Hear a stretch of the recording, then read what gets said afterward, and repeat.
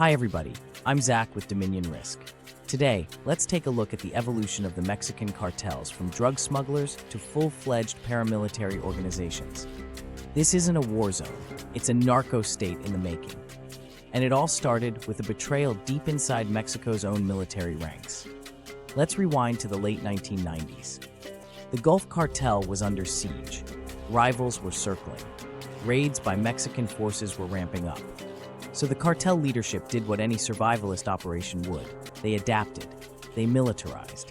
In 1997, 30 men deserted Mexico's elite GAFE unit, special forces trained in counterinsurgency and urban warfare. But instead of hunting traffickers, they joined them. Their leader, Lieutenant Arturo Guzman de Cenas, known as Z1. Together, they formed Los Zetas. Initially a private army for Ociel Cárdenas Guillén, Los Zetas quickly evolved into something unprecedented. A cartel with military structure. They brought command hierarchies, code-based radio traffic, kill zones and psychological warfare tactics, territory control, not just product trafficking. Los Zetas enforced order through fear, assassinations, mass executions, beheadings, burned corpses. This wasn't just crime, this was insurgency. By the early 2000s, they dominated critical plazas, and their brutality sparked an arms race, one still unfolding today. If Los Zetas introduced military doctrine, CJNG brought firepower and battlefield aggression. Born in 2009 from the fractured Milenio and Sinaloa cartels, CJNG was led by a former police officer turned fugitive, Nemesio Oseguera Cervantes, El Mencho. April 6, 2015, San Sebastián del Oeste, Jalisco. Over 80 armed CJNG fighters launched a special forces-style ambush, roadblocks, incendiary traps, RPGs, and 50 calls. Result? 15 state police officers dead. CJNG took 0 losses. This wasn't a firefight, it was asymmetric warfare. May 1, 2015, the sky's no longer safe. CJNG shot down a Mexican military helicopter using RPGs. The message, you don't control the skies. CJNG escalated tactics, rapid response teams, convoy ambushes, night ops, encrypted comms. CJNG was no longer a cartel, it was a combatant force. The battlefield isn't Iraq, it's not Afghanistan. It's right here, south of our border. And it's not fought by soldiers, it's fought by cartels, equipped with tanks, drones, and fortified bases. Los Zetas pioneered the use of narco-tanks in the 2010s. By the 2020s, it was standard practice. Narco-tanks, aka Rhino trucks, converted trucks with steel plating, gun ports, turrets, and rams, built for urban warfare. 2023 update. Narco-tanks now include cope cages, steel bar armor to protect from drone attacks. They're adapting. Cartels weaponized drones since 2017. Surveillance payload delivery. Explosive attacks. By 2023, drone-borne IEDs were deployed against government forces. Workshops uncovered in Michoacán showed booby-trapped munitions ready for aerial delivery. Cartel fortresses, not hideouts, forward operating bases. Hardened perimeters, surveillance towers, guard bunkers, comms hubs. So what happens when insurgent tactics are funded by billions? You get cartels outgunning police, outmaneuvering military, and building shadow armies. Tactical impacts. Narco-tanks absorb bullets and smash barricades. Police need anti-material weapons or must retreat. Drones, no longer recon, now precision strike platforms, dropping bombs, tracking units, coordinating attacks.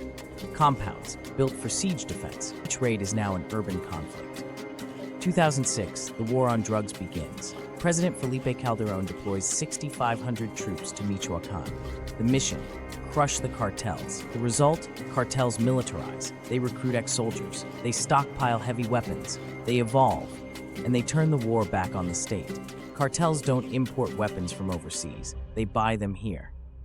According to the ATF, 70 to 90% of cartel firearms are traced back to U.S. gun stores. Weapons include AK-47s, AR-15s, 50 cal rifles, grenade launchers. These weapons are purchased in bulk in Texas, Arizona, California, and smuggled south. This is a national security crisis. We're not just watching a war, we're arming it. Cartels don't just buy firepower, they recruit expertise. Defectors from military and police forces bring infantry tactics, ambush skills, counter-surveillance, organizational discipline.